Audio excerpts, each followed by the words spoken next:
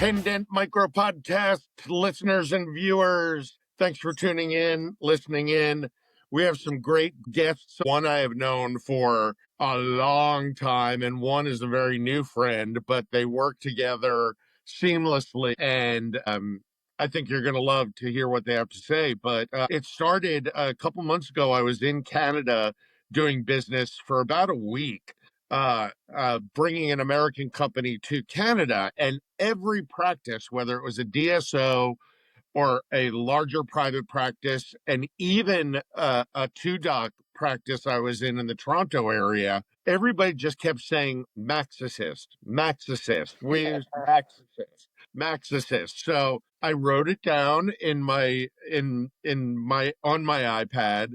Got back, looked it up, and lo and behold, who was the executive vice president of business development for North America but my young old friend Laurie Streeter, and then Dan Barsati, who may actually have cooler tattoos than I do.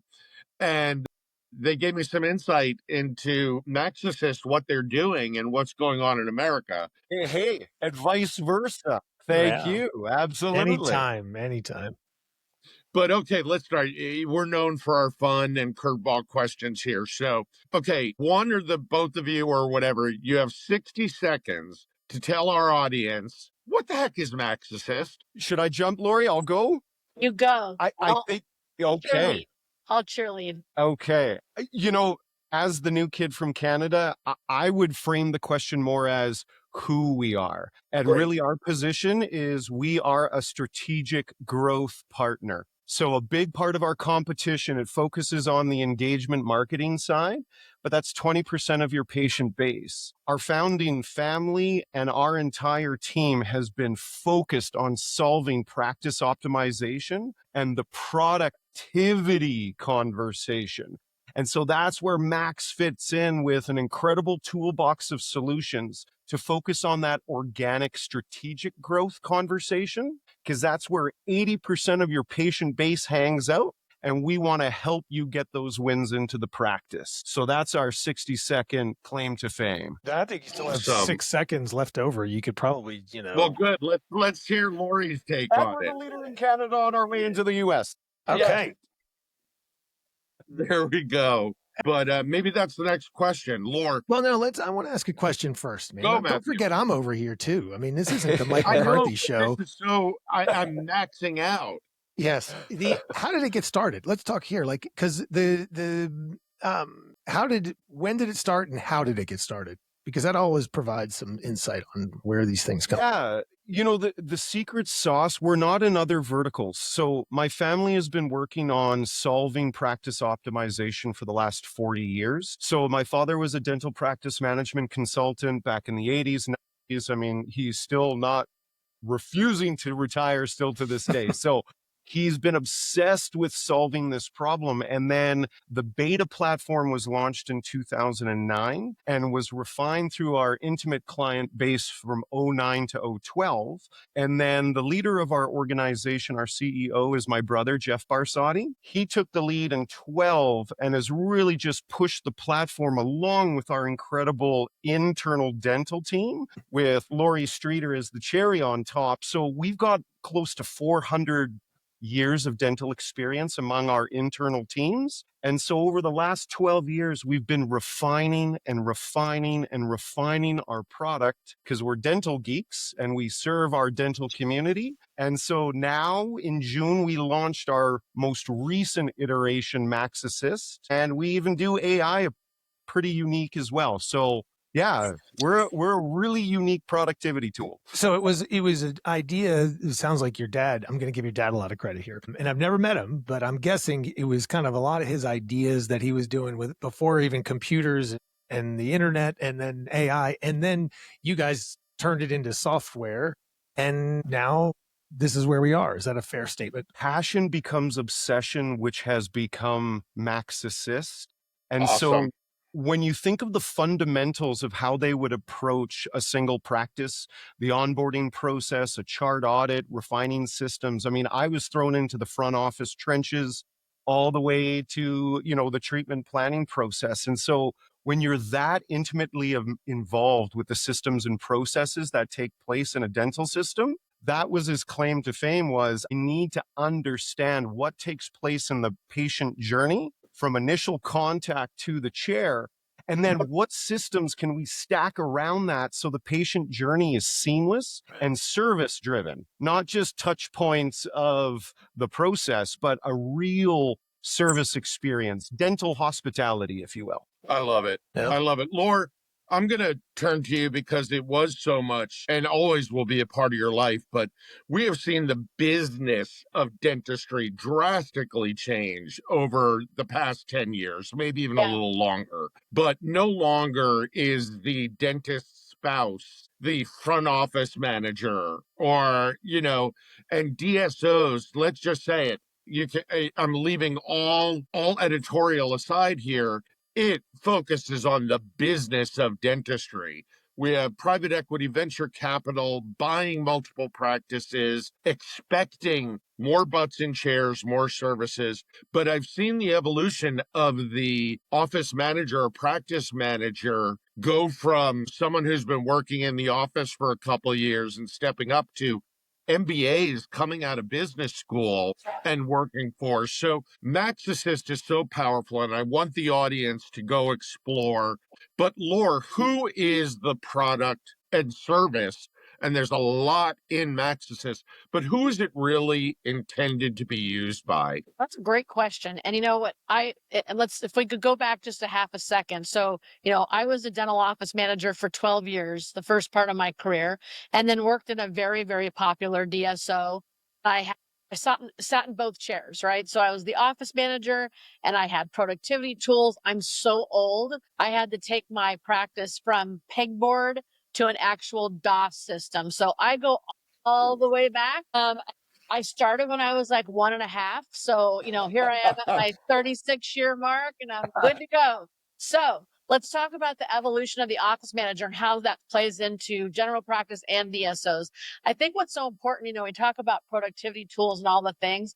I think MaxAssist, because Ron Barsotti was such a visionary and because he was working with multiple layers and teams, it really could be used by anyone in the practice. However, our claim to fame is really, and I fought this at first because I was like, what do you mean you're checking in on your team? We're one of the only tools in the market where you can actually look at the productivity. So as office managers have gained so much more responsibility, their HR, their scheduling, their patient experience, it's not necessarily, I don't look at it and go, well, you need this tool. They need to understand what they have, why they're using it, and how it benefits the practice. I think that's where the real magic is.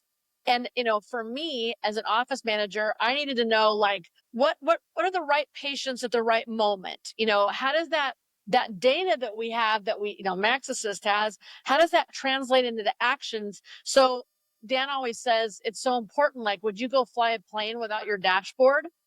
10 years ago, I had a dinner in Scottsdale, Arizona, a couple nights into the ADOM conference that year. And I think actually what's funny, Matthew, is that's the one you were at. We were just I was going to talking about. say, Yep. Lori's singing Adele. Didn't have my eyelashes on or anything. Yeah, it was I had impressive. dinner with Jeff, our CEO, and I had dinner with Ron, and they were telling me about their product. And I got to be honest with you. You know how you go into a car dealership and sometimes you want this one car, whatever the person is that's talking, they convince you something else. And you're like, oh my gosh, I just bought this freaking car because I liked this guy, right? These are the most genuinely smart, using Dan's terminology, dental nerds I have ever met. And it started for me 10 years ago at that dinner with the founder and our CEO. As office managers evolve and they're looking at solutions, and for the dentists that are listening, empower your office managers, give them the ability to look, to determine, to make decisions based on their everyday work, not what the dentist thinks is their workflow or the hygienist thinks their workflow is. I mean, I've been interviewing now office managers across the country, a lot of ADOM members who I'm familiar with and I love. And they're like, oh my gosh, I turned this thing on. And the next thing you know, my team's like, turn that off. We're too busy. We're this, we're that. And especially on the DSO side, I want something that's going to point my office and my front team towards productivity. So I don't know if that answered the question, but as It they evolve, does. they need this. I mean, I cannot tell you, I think to myself all the time, I'm like, would I have put this in my practice? And that was the first question I asked. The second question I asked was from a scalability standpoint, what's the support like?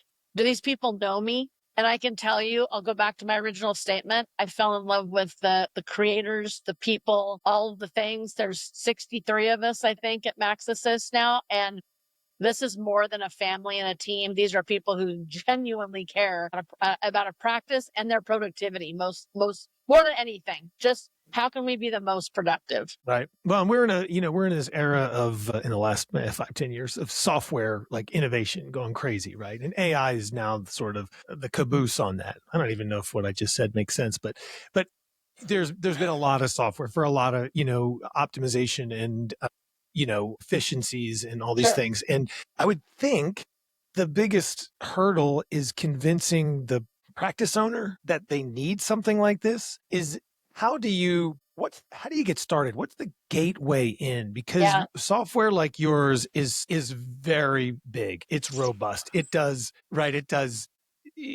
25 things. It might do 50 things. Sometimes it's hard to buy the whole menu. How do you start on like, what's the way in? Is it the scheduling part? It's obviously going to be tied to revenue because that's the way kind of dentistry works, is like, how does it save me a little bit of money? What's the way in? Yeah, I want Dan to answer for sure because, being so close to the origin story, he's going to talk about it better than me. But from the perspective of my seat have being upfront, there's a couple things. So most companies at this point are basically set it and forget it.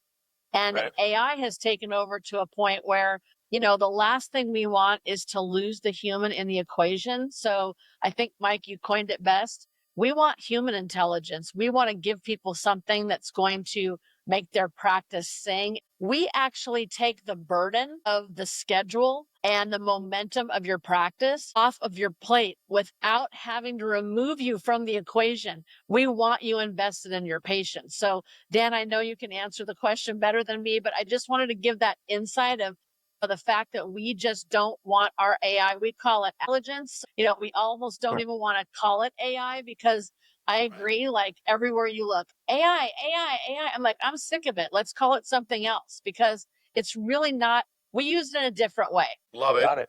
Yeah. No, and I think you hit it right on the head, Lori. I think there's two things going on in our community. One is tech fatigue. Everyone's got a solution. Everyone is on a demo. Everyone is being promised the world.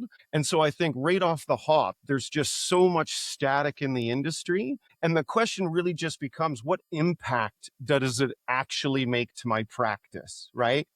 You're chasing magic bullets, but at the end of the day, the way Max views technology is it's to supercharge your teams to be productive. It should be a co-pilot. It should be supporting you. So technologies that really do solve a workflow problem that inside and out, attach some AI to it, great for insurance verification, et cetera, et cetera. But I think whether you're a practice owner or even a DSO leadership member, there's always this haunting feeling of money being left on the table. You're hemorrhaging efficiencies, you're hemorrhaging inventory control, you're hemorrhaging legacy products, and you just know that it's taking place. MaxAssist fills that gap in an understanding of we handle the engagement and the busyness of operations, but we know through our data, that's 20% of that revenue stream coming into your practice. So how do we go after that other 80% and the real organic growth? And we're all inundated with those generalized comments, but if it's 10 times more expensive to attract a new patient, we need to stop throwing so many fish in the pond, and we need to start giving people some fishing rods and some time to actually go fishing. And that's where Max really fills those gaps. And we see the initial value if we were to work with a practice or a DSO. We start with a full insight chart audit process to show you the opportunity. There's no promises with us. You either like what you see and you want to work with us and we want to be your partner, or practice is humming, things are all organized and focused in the right direction, but We don't see that a lot. We work with thousands of practices, Right. and there's always opportunity to be had. Yeah, For sure. there's always something to fix. And it's funny, dentistry is, Always. it's funny how it's always been a new patient. Like if you were to ask over the history of mankind, dental mankind, what is the number one challenge? And it's going to be new patients, filling the schedule, new patients, new patients. It's kind of the recurring thing. And I guess the reason is because service wasn't the priority. In the last 10 years, the practices are more beautiful. There's more human touch, and there's just this concierge level kind of service. So it's trying to do the retaining. That wasn't even a focus. It was like, look, I'm just here to do the dentistry. I don't care if you have a good time. I don't care if you like the stain on the wall. I don't care if the bathroom doesn't work. It doesn't matter. I'm your dentist. You're coming here. I'm going to do what I got to do, and you're out the door. Now, and that's why so much focus on the new patient. And now it's like retaining. And you're right, Dan. It's like, it's so much easier to keep somebody, and it's not even big lifts. It's easy. If you think about it, you just treat people like you would want to be treated if you went into a business, and make a couple simple little changes, but then still go after the outside. I challenge the conversation of any practice that says they're patient-centric, and then they've just set up 10 digital tools to prevent the patient from contacting and actually engaging with a human being at the practice. Right. I don't know. Listen, It's a I'm gap. I'm jumping in. I'm sorry, Dan, on this one, because we're going to, without a doubt, I've already written down, we're doing a part 2 that's going to focus on the office administration, support staff, non-clinical side. And Laura, maybe, Dan, you can be the guest in the background, but it's Lori's show. I have a statement, and I have... Just so we're clear here. Just so we're clear who the star of the next show is. Well, come on. But no, I have a statement that I think our listeners need to hear, because it may not come from you. I was just in Texas with a mid-sized DSO, emerging DSO. They are MaxAssist devotees. So they said relatively new, about a year. But what I saw happening was the front office staff were engaging in some healthy competition, and they were talking about they were earning badges based on what segments of MaxAssist or what parts of the dashboard. And I go, finally, someone has gamified and brought human intelligence to this, to the point where I went around the desk, they're showing me what's going on, and I'm like, I want a gold badge. I want, so guys, I just love your unique and novel approach to it. But I'm going to tie that up. We've said DSO, we've said private practice. I'm going to close this section by putting you both on the spot. On one side of the room, we have an independent practitioner who has one associate, one assistant, and 2 hygienists, privately owned. On the other side, we have the CEO, the chief dental officer, for a DSO that's about 80 practices up and down the East Coast, hundreds of employees. Do these 2 decision makers get a different detail, a different pitch about MaxAssist? Ooh, good start. question, Mike. Yeah, go for it, I Lauren. can start. So I'm a huge fan of private practice. Now, remember, that's coming from someone who worked Where you started. a very large DSO. And funny enough, Matthew, to your comment, my role was to drive new patients into dental practices, because that's where the value was. Churn and burn, we're going to do all these things. I think we're just getting to a mindset, and I hope we're here as a full society. The interaction with each other is more important than ever in this world. There are people that come and go in our lives. Even Mike, you and I, we met each other at a really interesting time in all of our careers, and we sit back from afar and we just cheer each other on. And I think that's what's so impactful, is that for me, and I'm going to hit the private practice piece, Dan, then I'll pass to you for the DSO. We've been demoing to independent practices, consultants, influencers. The term is always the same. We never show the product differently. The only thing that changes is when you look at our dashboard. So our dashboard for a DSO, for even a consultant that works with DSOs, it's mind-blowing, because we pull all different PMs together. We show you scorecards about your practice. So I would say they're not different from a demo perspective. But if I had an independent practice, and let's say I even had 2 or 3 locations, I want to know that my whole entire team is marching in the same direction. And I only can know that if I'm checking in with them, not checking on them, but checking in, which Max will do. And you mentioned the badging, so important for incentivizing, for little gift cards, little spiffs, little special things that independent dentists can do all day long to retain their employees and retain their customers that they've already earned. And here's where the gold is. And I know I used to call it the gold mine report, right? Our treatment that's not been appointed. So everybody wants that, right? We forget about it. Oh, we saw Mr. Jones 6 months ago, but he didn't do his treatment. So we're just going to go on to find another Mr. Jones. No, you've partially earned that business. Let's go after it. And that conversation does not change whether you're an independent or you're a DSO, and might even be more important as an independent. So in case one day you want to sell your practice or merge or do all the things, that you've built your practice from the ground up. But love it. Yeah. How about you, Dan? You know what? I think one part of the conversation is when we're talking about revenue, return on investment, and the bottom line of business ownership, that's one thing that Max absolutely can be your strategic partner with.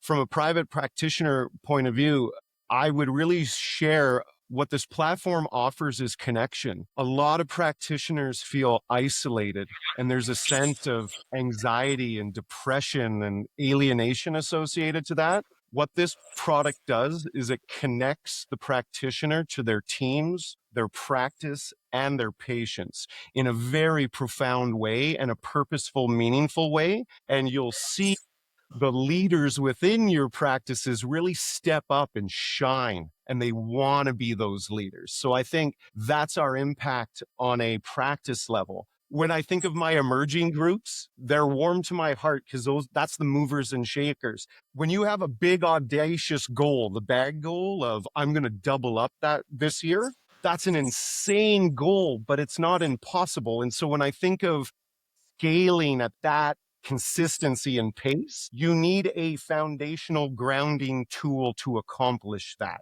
And that's where MaxAssist fills that gap. So if you're looking at rapid expansion, you need an asset like us to really standardize that conversation. And from the large DSO perspective, how do we keep that local flavor and intimacy and still be scaled at multi-millions and knowing that all your team members are rowing in the same direction? That's where Max fills that gap. We take all the mud off your windshield. We show you real value, real opportunities, and the real people making activity or doing the activity and producing that work, which gives you data that's relevant. Not reactive data, but real data to grow your network. And so, Max checks a lot of boxes, but for us, it's about connection and community and serving patients. That's awesome. Well, and I think doubling revenue or doubling the size of your business should be all of our goals. Why don't we all do that this year? Right. And I think it's a great idea. It's at least a great goal. And I think the point is really interesting as we wrap it up is, you can only put so big of an engine in a car to make it go faster, but you can make it more efficient. You can eliminate some drag. You can, put more air in the tires. I don't know. There's other things you can do other than producing more, meaning like, you don't have to double the size of your practice. You don't have to produce twice as much dentistry. You probably have to produce some increase in dentistry, but you can somehow get some, save a little here. And I don't know, save is the right word because it's more optimized, right? And it's more efficientize things. Hey, put a cup holder next to the steering wheel. You don't have to take out your old cup holders, but now you've got a cup holder right where you need it. I love your analogy, Matthew. Yeah. It's Max does the thinking for you, but I'm glad listeners and viewers got to see the people behind this because it's not just a group of engineers from across the sea really don't have the wherewithal to understand the beast itself. You guys have mastered it. I can't thank you guys enough for making the time to spend with us. Thanks, Daniel. Our viewers need pleasure, gentlemen. this intelligence. And Yeah, thanks. next time we're going to focus on that word, connection. Yeah, we'll do another one on something, maybe just experience and sort of maybe the top 5 things you see. I think would be a really interesting thing is like maybe the top 5 things you see at every practice that you consult with that you see that is like the low hanging fruit or the kind of the easy way in. I ask that a lot because I've done so much work with software companies, and the biggest hurdle is always starting, right? I know my software sucks, but it works and everybody knows it. So like switching is like this giant hurdle that doesn't have to be so bad if you sort of, go slow or bite it off a little at a time or whatever the analogy is. But I know that there's resistance a lot of times with software to get started. So we could talk about the things that you see everywhere. That's like, you've got to have your eye on this, and the software picks it up. And no magic bullet. I mean, what I love about the analogy and where I would tie that together is the performance of the car is a combination of all those systems. And that's where we offer an ecosystem and a toolbox, because every day is going to be different. And so the best thing we can do is prepare your teams to handle everything and then let them make the choices. And so really the way that a car drives and performs, it needs the suspension, it needs the tires, it needs your dashboard, it needs everything to deliver that experience. And so I think you nailed it, Matthew. It's a harmony and a concert of solutions. And Excellent. I got a need for speed. And a need for speed. Let's go. The Laurie Streeter I know and love. Hey, so much. Like, subscribe, share. We're going to have these two back with no hesitancy. Thanks for tuning in. We'll catch you next time. Thanks, everybody. Pleasure.